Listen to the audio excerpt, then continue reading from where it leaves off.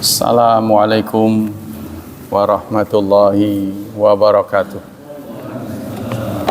Innal hamdalillah nahmaduhu wa nasta'inuhu wa nastaghfiruh wa na'udzu billahi min syururi anfusina wa min sayyiati a'malina.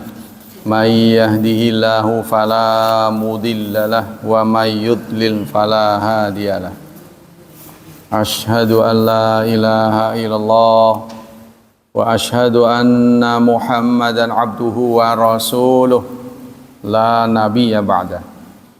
Allahumma salli wa sallim ala nabiyyina Muhammad sallallahu alaihi wasallam wa ala alihi wa sahbihi wa man sara ala nahjihi ila yaumiddin.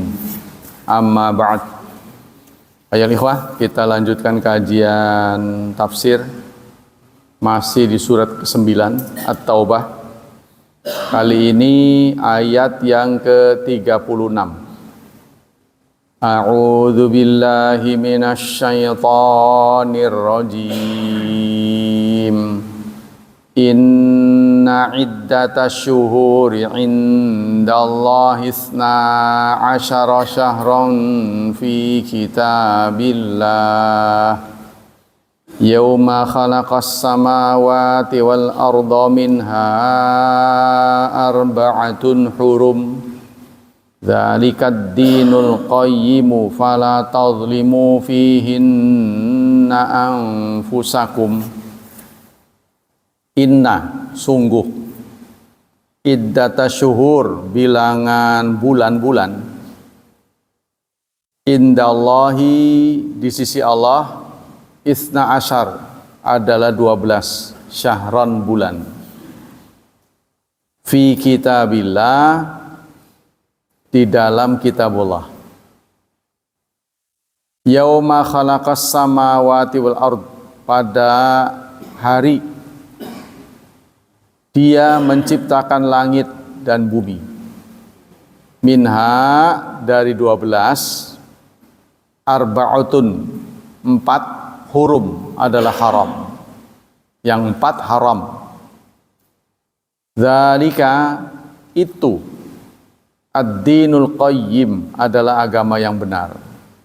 Fala tadhlimu, maka janganlah kalian zalim, fihinna, padanya, anfusakum, diri-diri kalian.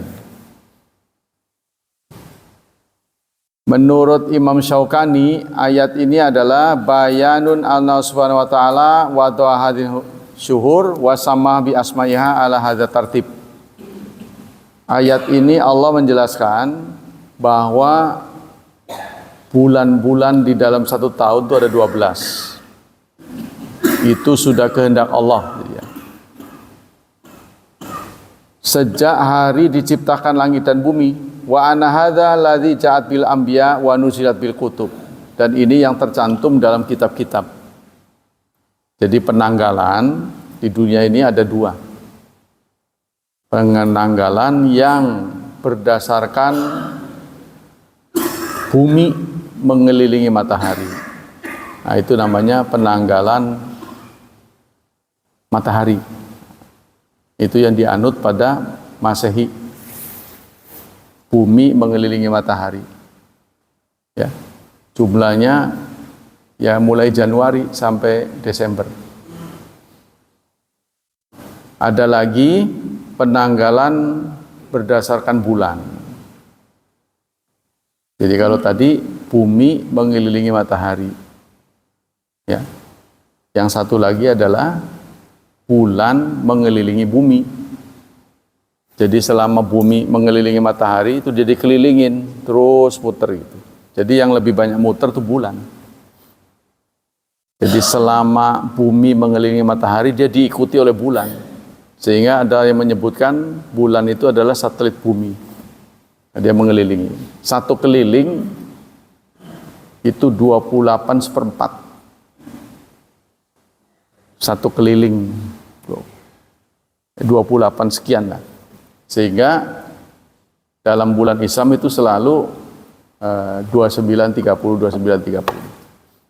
Tapi persoalannya kenapa harus hisab? Karena nggak selalu 29, 30, 29, 30. Kadang-kadang 29, 29, 30, 30 begitu.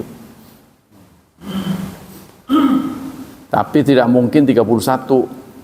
Tidak mungkin kurang dari 28. Itu.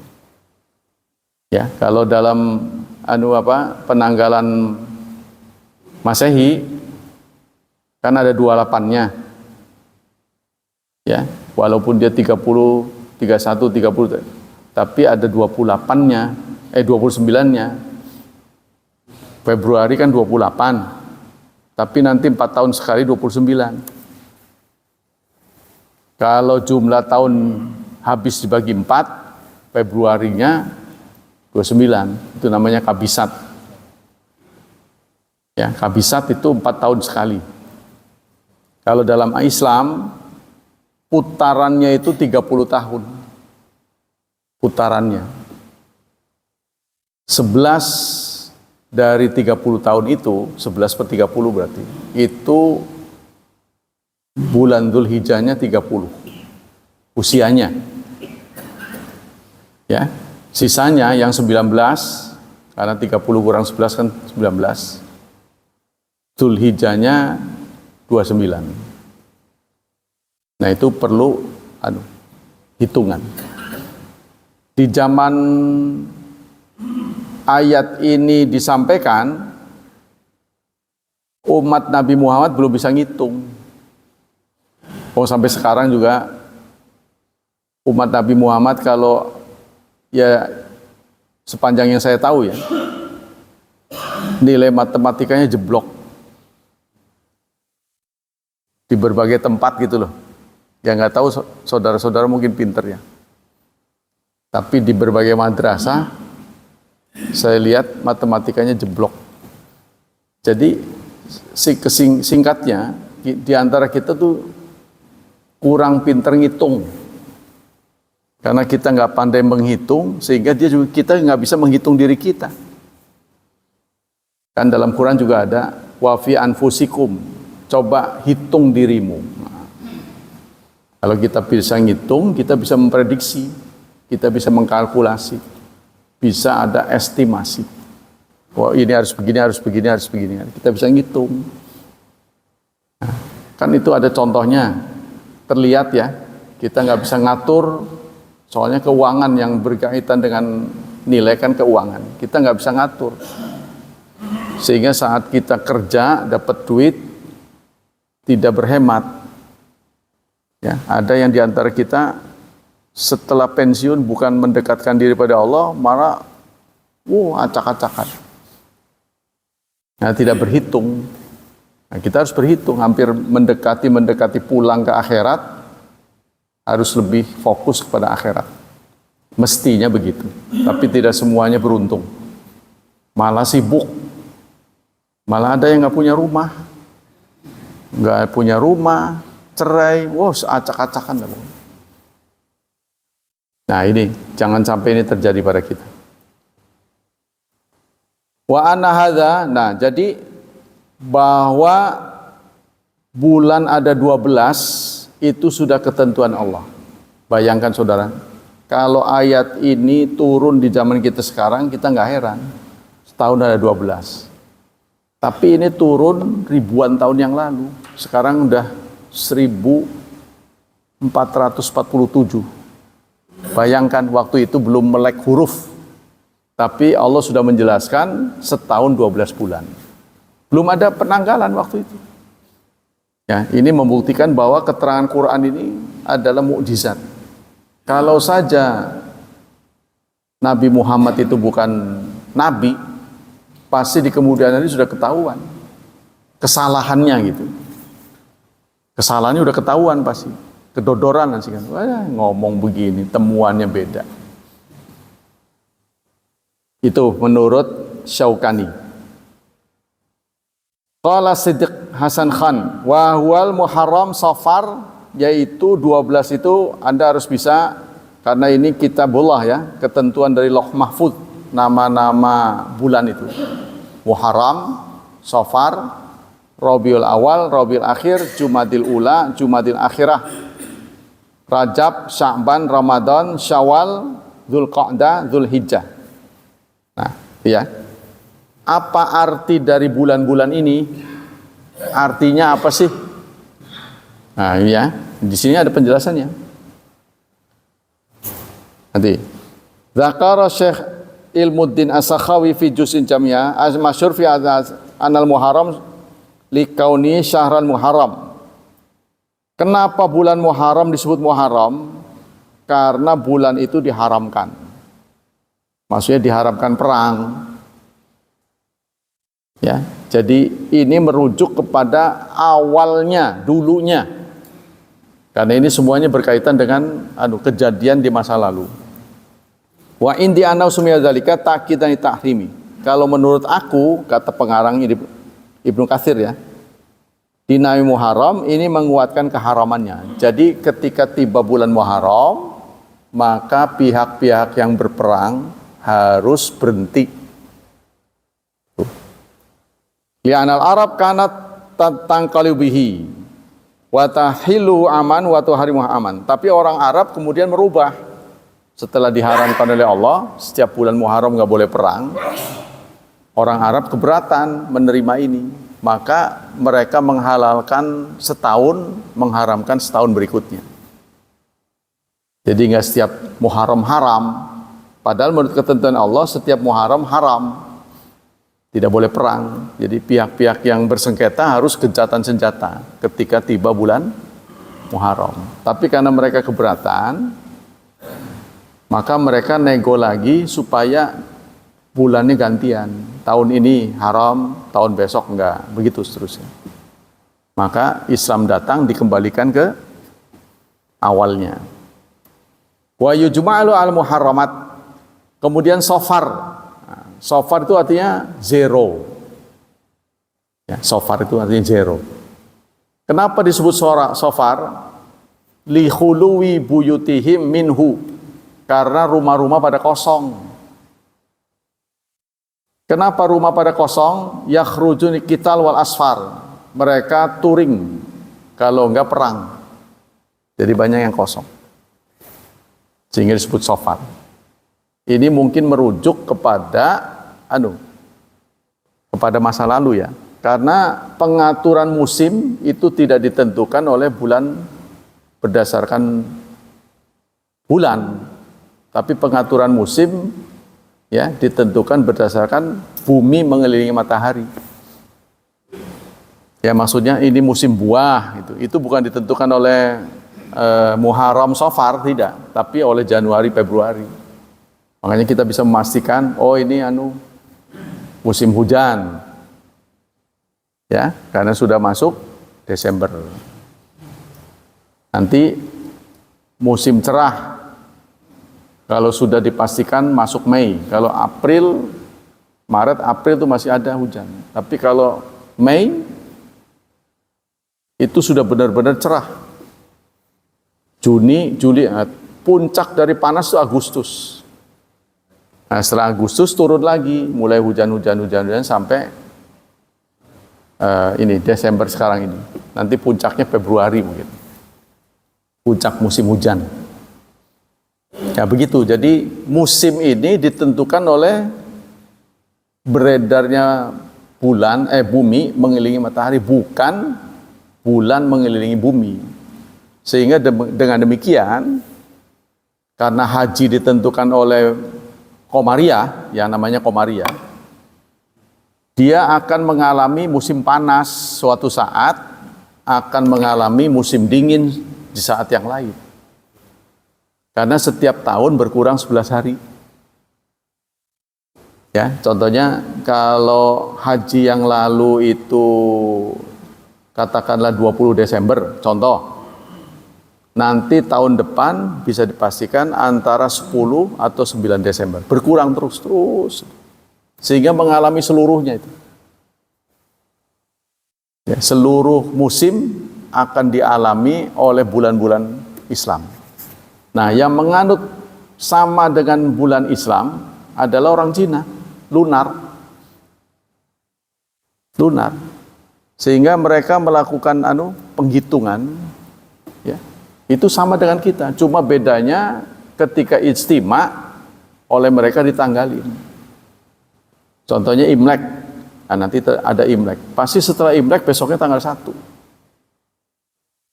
Jadi satu-satunya di dunia ini yang sama dengan Islam itu orang Cina. Penghitungannya. Nah, sisanya menggunakan matahari. Yang sekarang ini yang mempelajari begini-begini udah semakin jarang.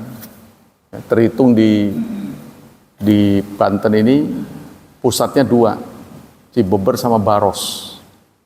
Pesantren Baros sama Cibeber. Namanya sana Kampung Sawah. Saya belum pernah berkunjung sih. Kampung Sawah di Baros. Itu tekun juga menangani falak.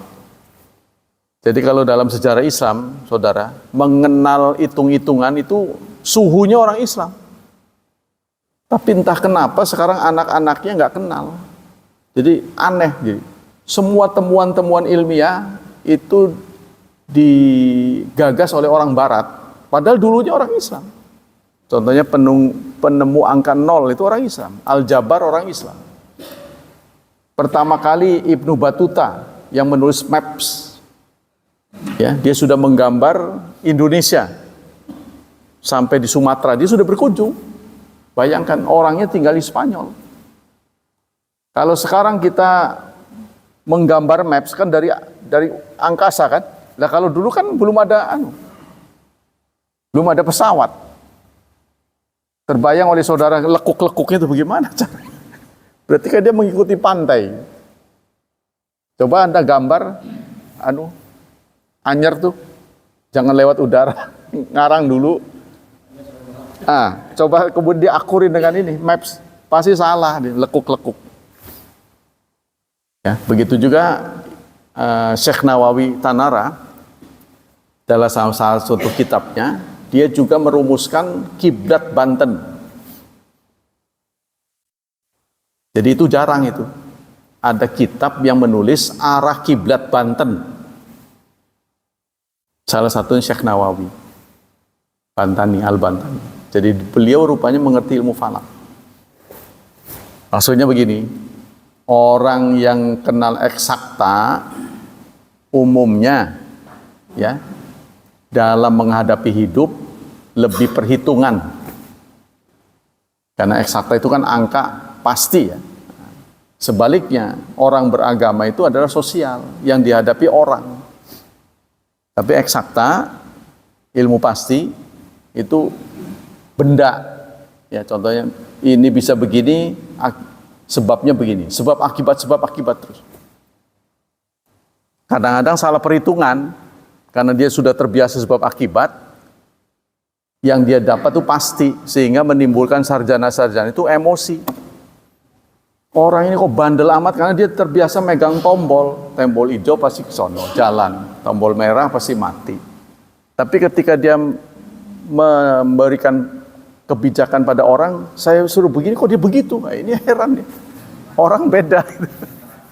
Ya. Jadi orang nggak kayak benda. Dia omongi begini, menurut saya harusnya nurut. Loh kok begini? Karena dia terbiasa megang tombol itu.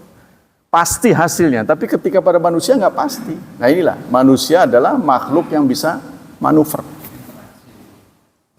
Bisa manuver dia. Kadang-kadang disuruh begini, jadinya begitu. Contohnya saya ngajar. Orang ini terbiasa dengan menghafal Quran. Seharusnya saya ajarkan nahwu sharaf, kan hafalannya tinggi. Namanya juga darul hufat, artinya kandang hafalan. Ya, jago di bidang hafalan. Tapi kenapa kalian kalau saya jelaskan begini kok nggak hafal-hafal? Quran mah dia hafal. Nah, satu saat saya buka sesi tanya jawab. Dia tanya begini, Ustadz, bagaimana caranya bisa menghafal nahwu sharaf? Aduh, saya bingung ya. Setahu saya orang hafal itu mengulang-ulang seperti kalian mengulang-ulang bacaan. Sekarang saya tanya, saya kagum dengan Anda, kalian kok bisa hafal Quran? Gimana tuh caranya? Ya kami ulang-ulang, lah itu lakukan yang sama. Nah ini saudara, rupanya diam-diam begini saudara. Kalau ini baik sangka saya benar ya, orang itu dibuat susah memahami bahasa Arab, ini karena kehendak Allah.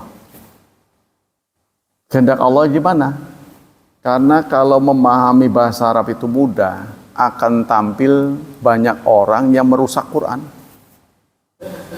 Saya lihat begitu, bukan menuduh Anda ya. Banyak misionaris yang menuduh Quran, tapi dia nggak bisa bahasa Arab, jadi kita mudah lecehin dia, ketahuan salahnya. Kalau bahasa Arab itu mudah dikuasai, wah, semakin dia. Ngomong begini, ngomong begitu. Ya contohnya itulah. Nggak ada nama Nabi Muhammad, adanya Khatemi. Ya, Khatemi itu dari mana urusan? Sekedar Anda tahu, untuk menamakan sesuatu saja dalam bahasa Arab itu ada anak-anaknya, itu namanya tasrif. Nggak sembarangan ngambil nama itu, ada nama itu diatur. Ya, bisa ditasrif itu. Apa fi'il madhi, kalau dalam bahasa Indonesia kan saya, kami, dengan menggunakan kata kerja itu tidak akan berubah. Saya makan, kami makan. Tapi dalam bahasa Arab berubah. Tergantung pelakunya. Nah kita kembali ke sini. Jadi kenapa disebut Muharram? Karena diharamkan. Kenapa disebut Safar? Karena rumah-rumah pada kosong. Safar itu artinya zero, nol. Sifir kata orang. Terus kenapa disebut Rabiul Awal? Rabiul Awal. Rabi yang pertama, Rabi yang kedua. Jadi urut-urutannya Muharram, Safar. Bulan ketiga Rabiul Awal, Rabi yang pertama. Ya. Terus yang kedua Rabiul Tsani. Rabi yang kedua. Berarti catur wulan kedua. Catur wulan pertama. Ini rupanya ini musim. Waktu itu musim. Ya, musim semi pertama, musim semi kedua, jadi 2 bulan. Nah, setelah itu Jumadi. Jumadi itu diambil kata jumud, artinya beku. Karena pada waktu itu di bulan ke-5 dan bulan ke-6 itu dingin. Jadi cairan-cairan itu membeku. Nah, biasanya berlaku 2 bulan. Kalau Anda baca Jumadil Ula, maka bulan yang kedua Anda harus baca Jumadil Tsaniyah. Tapi kalau Anda baca Jumadil Awal, lawan dari awal adalah akhir. Ya, maka bulan yang selanjutnya Jumadil Akhir, jangan keliru. Kalau kita baca, boleh ada 2 macam, boleh dibaca Jumadil Ula, boleh juga Jumadil Awal. Kalau Anda baca Jumadil Ula, nanti bulan berikutnya Jumadil Tsaniyah. Karena dia tasniyah, karena dia musanna, mu'anats. Ya, dianggapnya perempuan. Jumadil Ula itu ulanya itu perempuan. Maka bulan berikutnya Jumadil Tsaniyah, ada tamar butohnya. Kalau Anda baca Jumadil awal padanannya itu akhir. Ya, jangan keliru memasangkannya. Nah, itu artinya bulan-bulan beku. Nah, kemudian setelah itu Rajab. Ya. Ada apa dengan Rajab? Rajab itu ta'zim, penghormatan. Padahal di bulan Rajab itu tidak ada keistimewaan apapun. Di bulan Rajab, kecuali dia termasuk bulan haram. Bulan haram itu ada 4, yang 3 berurutan. Ya, yaitu Dzulqa'dah, 1 bulan sebelum haji, Dzulhijjah dan Muharram. 3 berurutan, yang terpisahnya Rajab. Tapi meyakini Rajab sebagai bulan mulia ini sudah sejak dulu, sehingga Anda kalau lihat sekarang di bulan Rajab, orang yang berkunjung ke sana, ya, ke Mekah, itu sama dengan orang haji. Orang yang berkunjung di bulan Rajab kalau berkunjung di bulan Ramadan ada promosinya lewat hadis ya. Tapi kalau Rajab tidak ada. Tidak ada promosi. Bagus Anda berangkat bulan Rajab itu nggak ada.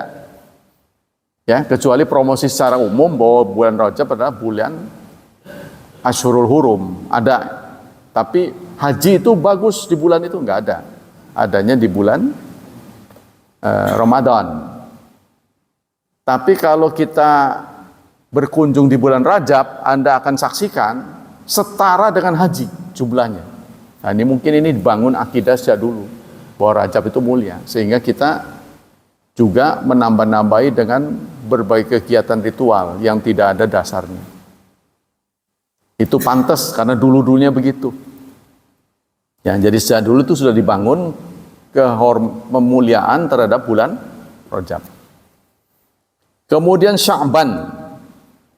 Sya'ban itu berasal dari tasya'aba qabail. Wa tafarqalil gharah wa yajmu' ala sya'abin wa sya'bana. Sya'ban itu hanya berpecah-pecah. Terpecah-pecah, bercabang-cabang. Ya.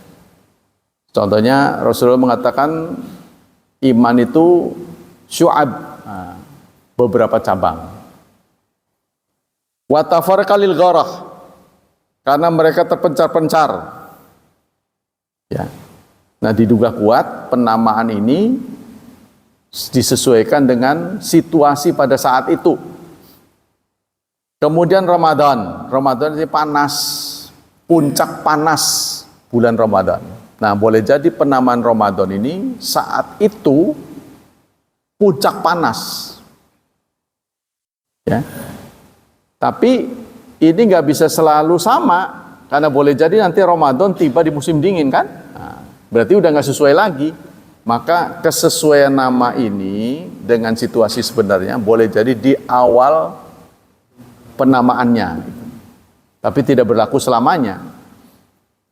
Nah, Syawal, ya, Syawal itu artinya peningkatan. Maka Anda suka dengar kan? Ramadan itu adalah pelatihan, Syawal harusnya peningkatan. Ya, arti Syawal itu syalatil ibil bi'at nabi alit tirak. Jadi seekor onta melawan dengan mengangkat tangannya, ya, untuk melawan. Itu dinamakan menjadi bulan Syawal. Ya, jadi ada penceramah yang suka ngomong arti Syawal itu peningkatan. Ramadan pelatihan, jadi diharap setelah Ramadan ada peningkatan. Itu kan suka ada, kita dengar begitu kan? Setelah Syawal kita memasuki bulan Dzulqa'dah. Ya. Qa'dah itu artinya duduk. Dzulqa'dah, dzu pemilik. Ya, jadi hari duduk. Nah. Duduk kenapa urusan dengan duduk? Karena mereka berhenti perang. Kan masuk bulan yang tidak boleh perang kan, gencatan senjata, maka Dzulqa'dah. Duduk dulu. Nah, kemudian Dzulhijjah karena ada kegiatan haji. Nah, kembali lagi kepada Muharram. Itulah hikmah dari nama-nama. Yang sebaliknya kita harus cari tahu juga kenapa bulan pertama disebut Januari.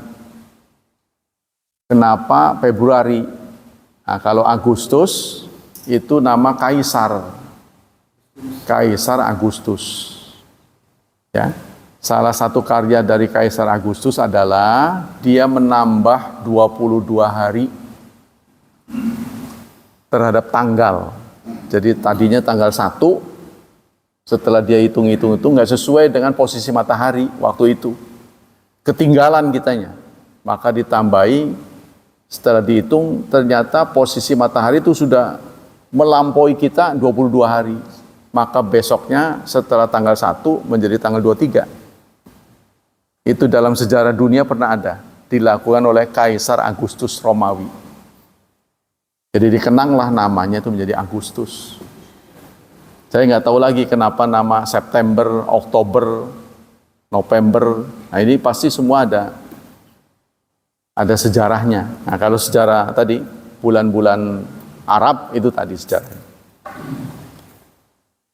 Qala Muhammad Rashid Ridha, fal kitab yutlaqu ala nizamil khalqi wat taqdir wa sunan al ilahiyah. Maka kitab yang dimaksud di sini, kata Muhammad Rashid Ridha, itu adalah ketentuan Allah yang tertulis.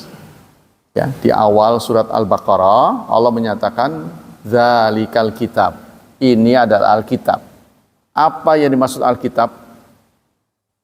Undang-undang tertulis.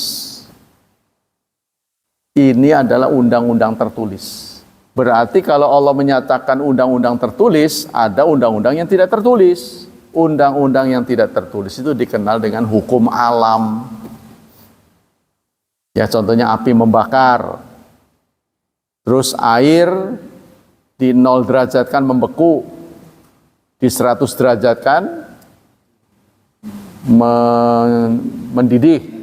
Tapi itu berlaku untuk orang yang ada di 0 meter dari permukaan laut sampai sekian. Tapi kalau udah tinggi sekali, boleh jadi bukan 100 derajat, saudara. Ya, contohnya kita ada di puncak gunung Himalaya, manasin air belum tentu 100 derajat mendidihnya. Ya, karena waktu itu di Cipanas itu lagi dingin-dinginnya, barusan ya diseduh, ada bangsa 5 menit udah dingin. Ya kan? Nah, itu harus tahu anunya. Itu semua ilmu fisika. Nah, yang saya prihatinkan, guru-guru ilmu pengetahuan umum orang Islam tidak pernah mengaitkan agamanya dengan ilmunya. Ngerti ya? Guru-guru umum orang Islam yang guru fisika, guru matematika, ini tidak mencantumkan hubungan dia dengan agama. Padahal dia muslim. Itu loh. Maksud saya, nggak ada bedanya guru fisika muslim dengan non-muslim. Sama, seharusnya yang saya inginkan. Semua ilmu ini berasal dari Allah. Tidak ada ilmu yang diizinkan dimiliki oleh manusia kecuali ada kaitannya untuk ibadah itu. Anda belajar fisika, apa gunanya untuk ibadah gitu. Anda belajar matematika, apa gunanya untuk ibadah? Nah, kalau saya guru matematika, saya mengatakan ilmu hitung dibutuhkan dalam ibadah pada 5 hal. 1, mencari arah kiblat. Dalam sejarah diceritakan oleh ahli falak, kiai-kiai dulu saat belum ada kompas, saat belum kenal kompas, bagaimana mereka menentukan arah kiblat? Mereka ritual dulu tuh. Ya, ritual dulu. Dibaca-baca ayat, baca-baca hadis. Nanti kiainya merem, megang batu. Bismillahirrahmanirrahim, komat kamit. Dia lempar batu. Kemana batu itu jatuh, itulah kiblat. Dulu, itu saya diceritain oleh Kiai Muhaimin. Bayangkan saudara, kalau tanpa ilmu, bagaimana Islam meminta kita menghadap kiblat? Padahal kita jauh dari sana. Ini kan sebenarnya menggairahkan kita untuk berilmu. Yang kedua, kita diminta untuk sholat tepat waktu. Sementara waktu yang dipakai untuk sholat kita, itu peredaran matahari. Kan gak setiap waktu matahari bisa kelihatan. Ya kan? Terus gimana sholatnya? Berarti harus ngitung. Tanpa menghitung apa Anda bisa tahu sholat subuh tadi jam sekian? Oh, matahari nggak ada. Dari mana ngitungnya? Ya kan? Itu perlu ngitung. Berarti kita harus cerdas. Tuh. Terus yang kedua tuh, yang ketiga, ya, waktu awal bulan. Nah, itu lebih susah lagi menentukan bulan. Yang ketiga, menentukan gerhana. Jadi dalam Islam ini 5 penghitungan atau 6. Ya. 5 untuk ibadah. 1 lagi adalah faraid, waris. Nah, kalau kita salah satu di antara kita wafat, ngitungnya bagaimana? Itu kan perlu hitung-hitungan kan? Nah, guru saya karena kurang bisa ngitung. Nah, saya ketika belajar itu saya mantan sekolah ya dari Katolik. Katolik itu kan sangat fokus di bidang ilmu pengetahuan. Saya mendapat pelajaran waris, kata gurunya begini, kata ustadznya, mengko sisane semono kuan ditukokaken bae kacang. Ditukokaken bae kacang, suruh beli kacang katanya. Nanti dibagi-bagi. Kan saya heran kok waris kan urusannya kacang.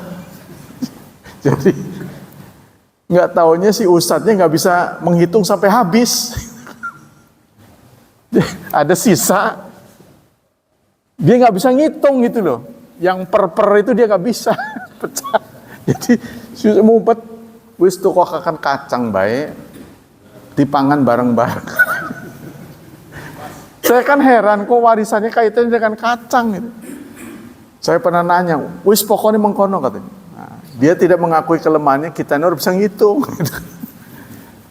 Kalau kita kan sekecil apapun sekarang bisa habis kan, walaupun hasilnya per gitu kan, tidak utuh, tetap aja kan bisa, nggak mungkin tadi, bisa dibagi sesuai dengan itu. Tapi dia kayaknya nggak bisa pernya itu.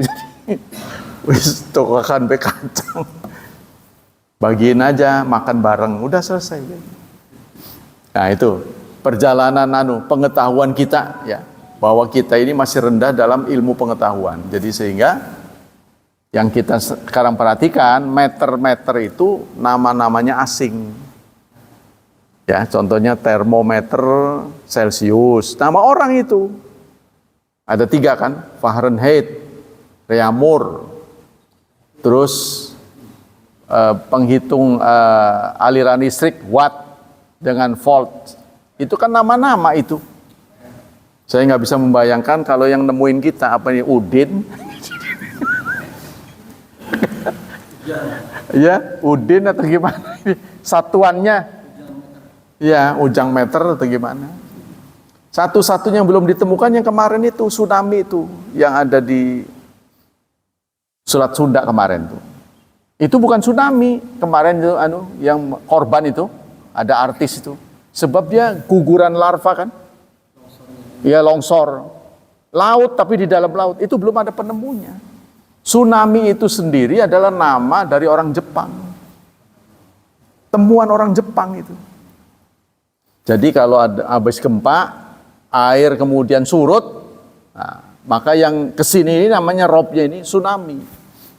Itu ditemukan oleh orang Jepang namanya tsunami. Nah yang kemarin ini bukan tsunami. Ya, itu karena itu longsor di laut, tuh longsor tumpukan pasir tuh, longsor. Jadi akibatnya brek, itu kan otomatis airnya ke sini. Belum ada nama. Nah, untuk nama-nama badai itu pakai nama perempuan. Ya kan? Apa kemarin Carlina apa-apa itu? Badai itu selalu nama perempuan. Ya, nggak tahu kenapa. Apa hubungannya nggak tahu. Nah, itu ya. Jadi kemudian Allah menyatakan dzalikat dinul qayyim. Itu adalah agama yang lurus. Nah, itu yang ditunjuk ini apa? Terjadi perbedaan pendapat. Itu adalah agama yang lurus. Itu ini nunjuknya kemana? Ya, kalau dalam bahasa Arab, itu ini namanya kata tunjuk. Tapi yang ditunjuk apa? Ini namanya musyar ilaih. Nah, di sini terjadi perbedaan pendapat. Yang ditunjuk ini ada kemungkinan adalah agama yang benar. Itu adalah agama yang benar. Jadi ajaran-ajaran ini adalah agama yang benar. Itu pendapat pertama. Yang kedua, ya, itu yang dimaksud di sini adalah penghitungan bulan. Penghitungan bulan setahun 12 bulan, ya, itu bukan karangan Nabi Muhammad, tapi itu berasal dari Allah Subhanahu wa taala. Penghitungan pembagian setahun 12 bulan itu bukan karya Nabi Muhammad. Ya.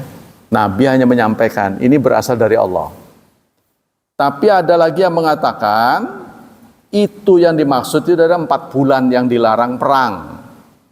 menentukan 4 bulan tidak boleh perang itu bukan karya Nabi Muhammad, tapi dari Allah Subhanahu wa taala, ketentuan dari Allah. Bagaimana kalau dilanggar? Maka Allah menyatakan pada ayat berikutnya, fala tazlimu fihinna. Janganlah kalian berbuat zalim pada bulan-bulan itu. Ya, anfusakum, pada diri dari kalian. Jadi kalau sampai dilanggar, kualat,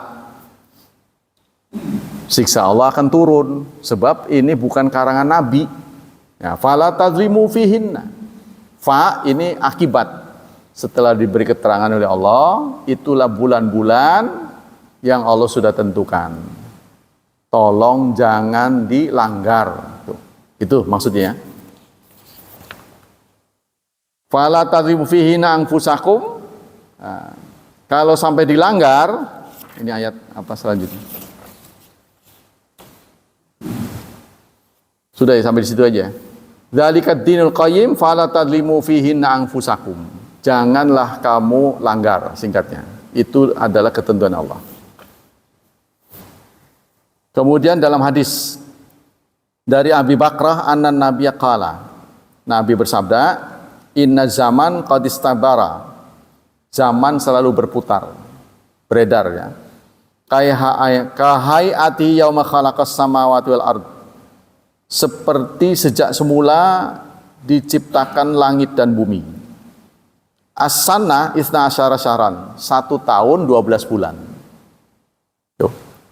Minha arba'atun hurum, yang 4 haram. Salah satu mutawaliyat, yang 3 rendeng, beruntun, yaitu Dzulqa'dah, Dzulhijjah, Muharram. Yang 1 terpisah, yaitu Rajab.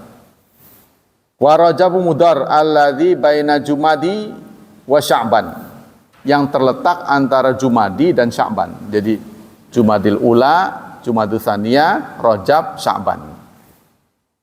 Ya, itulah hadisnya. Hadisnya cuma 1. Kita beralih ke materi fatwa dari Syekh Utsaimin. Mereka menghitung setahun itu enggak serentak 12 bulan tadinya. Terus dihitung lagi, oh tambah 1 lagi, tambah 1 lagi. Nah itu termasuk di dalam bulan ke-8 Agustus, itu karena diinisiasi oleh Kaisar Agustus. Jadi tadinya enggak 12. Temuannya sekian, melihat ini peredaran.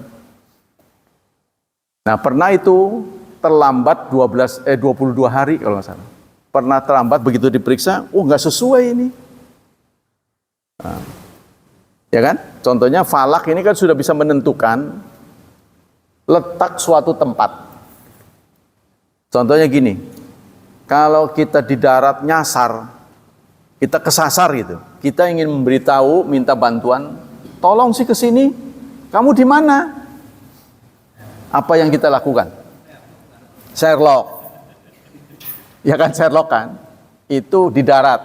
Coba kalau Anda sekarang nahoda kapal. Pas bahan makanan habis segala, tolong, namanya tolong itu kan SOS kan? Itu. Save our soul. Selamatkan jiwa kami. Itu pakai apa tuh? Pakai koordinat. Koordinat taunya dari mana? Nah, itu kalau kita tidak tahu persis, maka menggunakan sinar matahari. Menggunakan sinar matahari dihitung. Kalau koordinat yang dia bawa, contohnya aliran listrik nggak ada, sinyal nggak ada, kan susah itu. Memberitahu saya di sini itu pakai apa, kan pakai telepon, ya kan? Iya, maksudnya baterainya habis. Ngasih taunya bagaimana? Ini kita tepatnya di sini. Nah, itu pakai hitung-hitungan matahari. Jadi Allah bantu kita untuk menemukan lokasi itu dengan matahari. Itu hitungannya jelimet. Iya, itu dengan tidak dalam waktu cepat. Tapi sekarang kapal-kapal kita sudah canggih sih, memang ya. Sampai dia tahu kedalaman lautan dengan menggunakan apa? Suara, sonar namanya. Jadi dipancing dengan suara, mantulnya berapa itu, baliknya, itu sudah ada daya tangkapnya. Sudah banyak kita. Maka saya berharap kita mengikuti itu, kemajuan itu Pak. Jangan termasuk cut. terlalu katrok gitu. Nanti orang menuduh kita itu kumpulan orang-orang bodoh tuh. Dianggap kita bodoh, pengangguran, dianggap gitu. Nggak ada kerjaan, jadi masjid aja yang bolak-balik masjid. Bukan.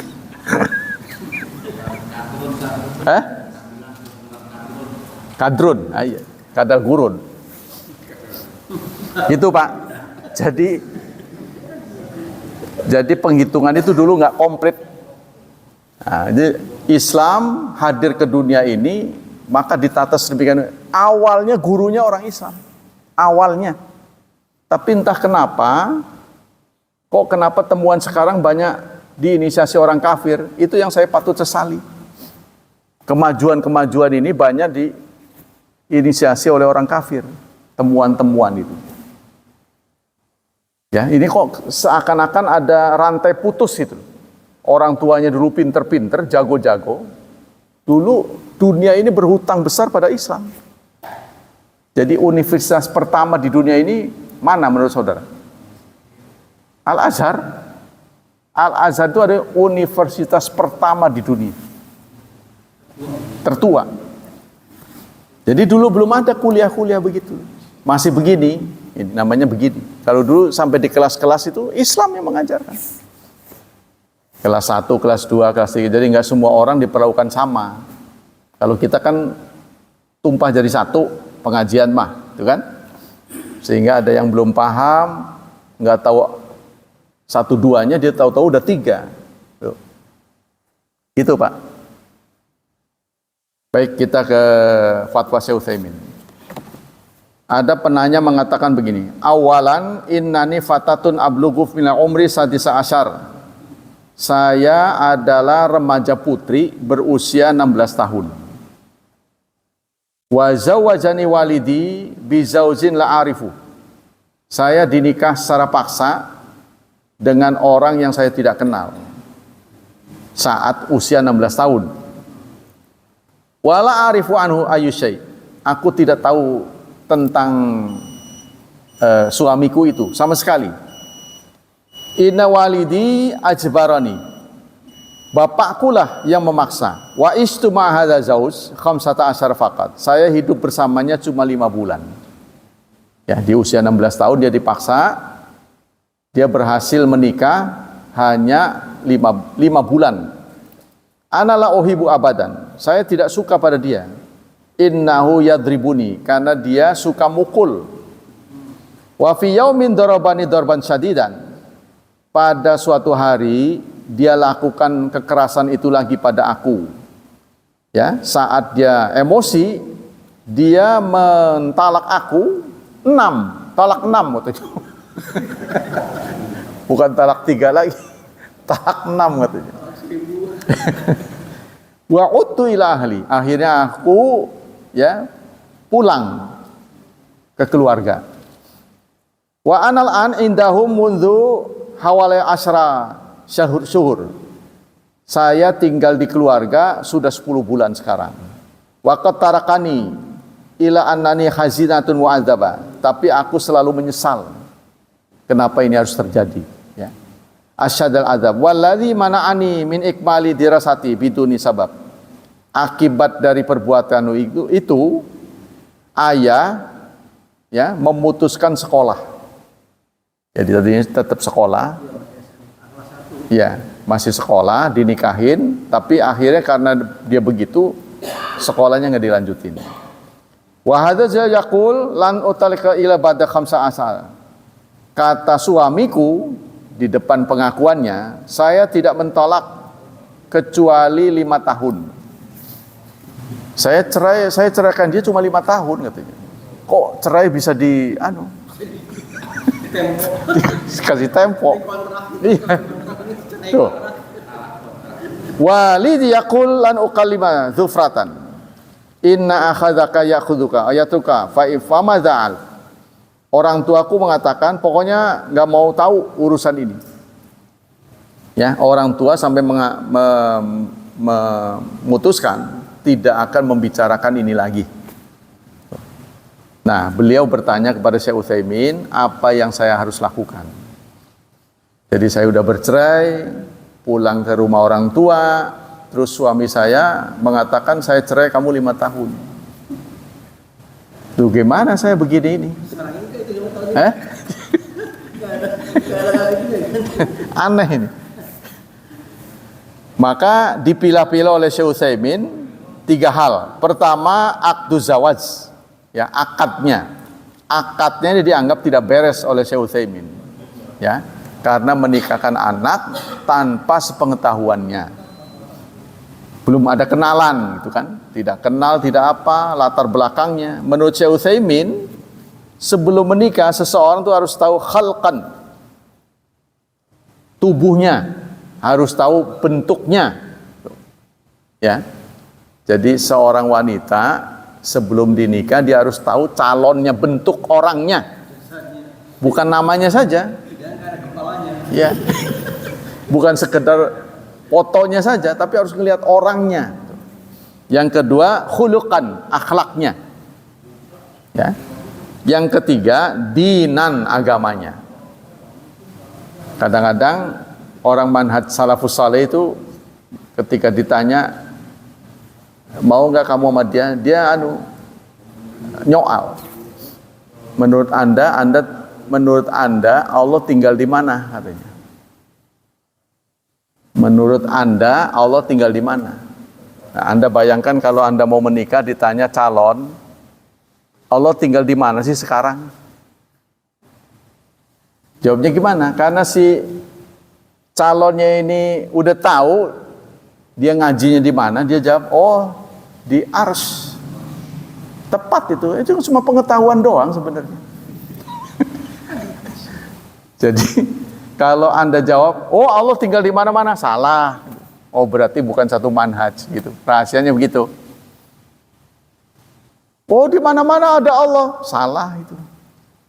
Wah berarti orang ini nggak ngaji. Ada kodenya.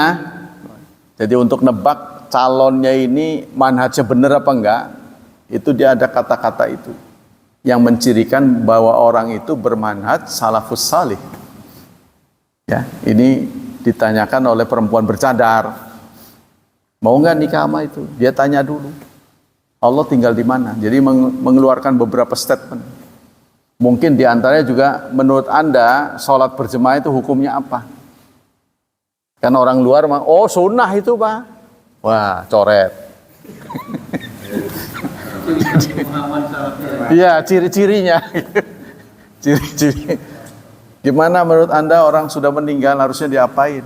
Ya tahlil lah, wah, coret. Padahal itu wawasan saja, ya kan? Nah, itu. Yang keempat, menurut Syekh Utsaimin tadi, rupanya, akhlaknya, agamanya, ya, wawasan agamanya. Yang keempat adalah kasabnya, ya, kerjaannya. Kerjaannya apa, kan? Yang terakhir adalah jamalan, rupanya, tampan atau tidak. Karena nanti kan akan menjadi ayah dari anak-anaknya, ya kan? Kalau jelek mah memperburuk keturunan ini mah. Ya, karena muka ini juga bisa merubah nasib. Ya, bisa mempengaruhi nasib. Kalau jelek tuh orang males. Padahal belum tentu kan, orang jelek jahat tuh belum tentu. Tapi dalam perjalanan hidup katanya apa? Menurut para ahli jiwa, muka tubuh kita itu akan bisa mempercantik diri ketika hati kita selalu husnudzan. Maksudnya sumringah lah, berair ya, atau gimana tuh? Iya, karena muka ini gambar hati. Jadi kalau hati kita tetap berprasangka baik pada orang, itu bawaannya ceria. Yes, tetap be smile, tetap nggak perangat-perengut gitu. Ya berbinar-binar. Berarti kan masa depan cerah itulah, ya. Kalau calon mantu ditanya aja lemes, aduh, malas jadi. Jadi harus siap gitu. Padahal nantinya belum tentu tuh. Tapi kalau awalnya sudah jelek, malas jadinya. Bagaimana kesananya? Kesan pertamanya ini. Iya, kesan pertama itu. Jadi kesan pertama itu akan menjadi penilaian. Wa hadza tab'an yata'allaq bil khalq. Nah, ini tentu saja yang harus menjadi pertimbangan. Pertama, ala kulli hal la yajuzul ab wala li ghairi ayujazi ahadan mimman lahu walayatu alaihi. Singkatnya, seseorang walaupun punya kewenangan tidak boleh memaksakan. Karena pada akhirnya yang akan menjalani pernikahan anaknya. Ya kan? Bapaknya yang memaksa itu kan boleh jadi umurnya belum jadi duluan. Yang akan panjang itu kan anaknya nanti. Rasulullah bersabda, la tungkaul ayyimu. Tidak boleh orang yang sudah pernah menikah ya dinikahkan hatta tustakmar sehingga diminta izinnya. Wala tungkaul bikru hatta tustadzan. Begitu juga gadis. Bedanya adalah inisiasi. Kalau gadis inisiasi boleh dari bapaknya. Kamu bapak lihat kayaknya udah layak menikah, kenapa nggak nikah-nikah? Ditegur. Tapi kalau janda, inisiasi harus dari dia. Sebab kan dia sudah mengalami pengalaman pahit manis, apalagi pernikahan sebelumnya itu menyakitkan. Cerai. Kalau meninggal beda lagi. Ya, karena kalau cerai kita jangan memaksakan. Kenapa nggak cepat-cepat cari pengganti? Nah, jangan begitu. Boleh jadi hatinya itu masih luka. Ya. Wasohi min akwal ilmi idza zawaja waliduka biman la tardai fanikah ghair sahih. Singkatnya menurut para ulama, kata Syekh Utsaimin, menikahkan anak tanpa ridho dia, tanpa kerelaan, nikahnya tidak sah. Walakin in ajaza'athu in ajastihi fahuwa sahih. Tapi kalau syarat-syaratnya terpenuhi memang sesuai. Ya. Wa ila falakil fashu. Jadi kalau walakin in ajastihi, maksudnya begini, pernikahan yang dipaksakan itu tidak sah kalau perempuannya nggak mau.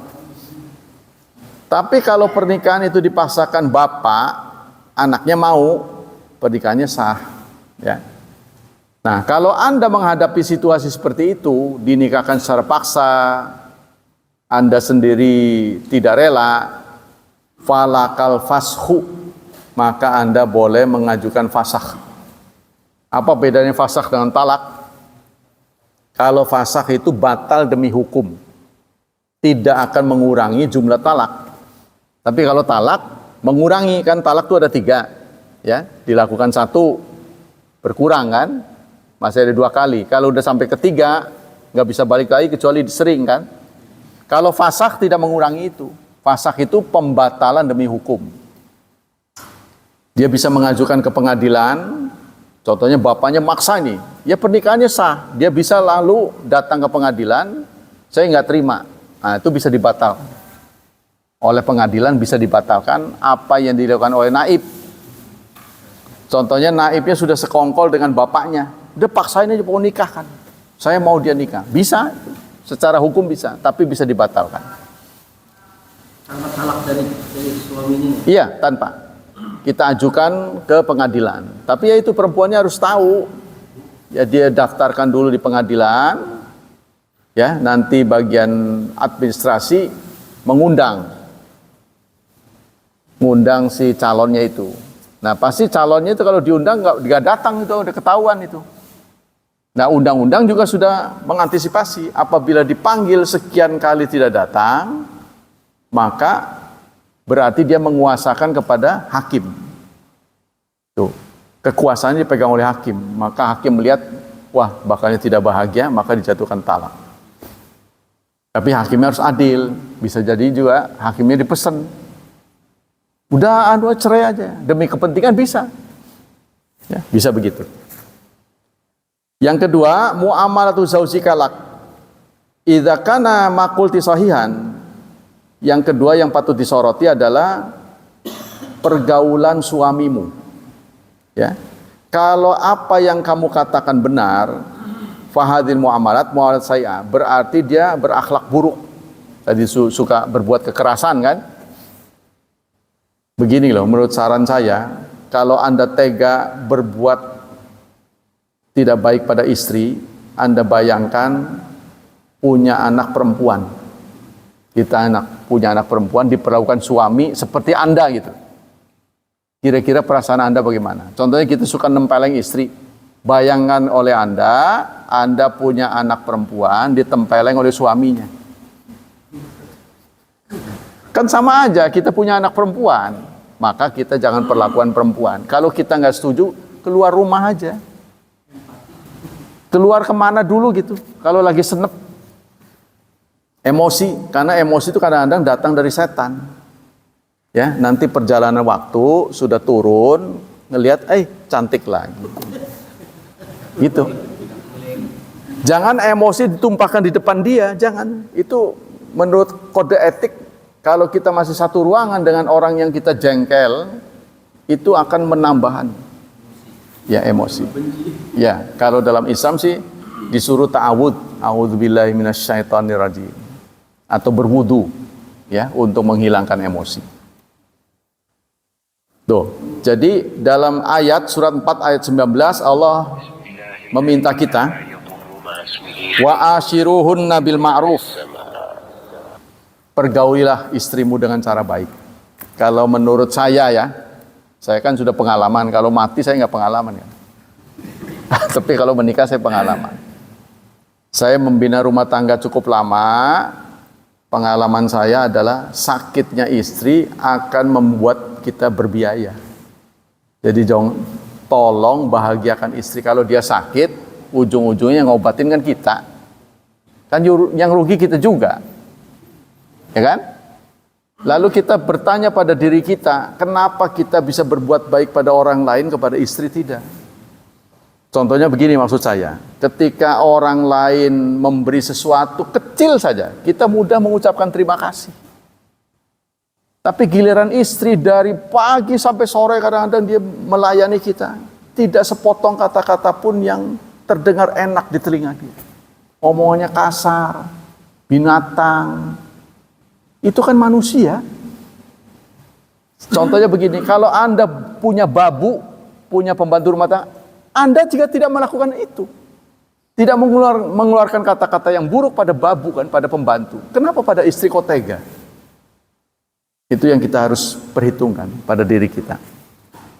Sehingga kita kalau berpikir begitu, dia manusia, kita manusia. Yang memilih dia menjadi istri Anda sendiri. Oh, kenapa Anda benci pada pilihan Anda sendiri? Kan yang milih kan saudara sendiri. Nah, itu. Kalau ada godaan dari luar, itu boleh jadi. Dan godaan dari luar itu pun kalau Anda resmikan, lama-lama begitu lagi sama. Perjalanan waktu tua juga gitu. Ya, tidak flat. Nah, itulah barangkali beberapa wawasan yang kita harus miliki sehingga bagaimanapun seburuk apapun istri kita, dia adalah manusia.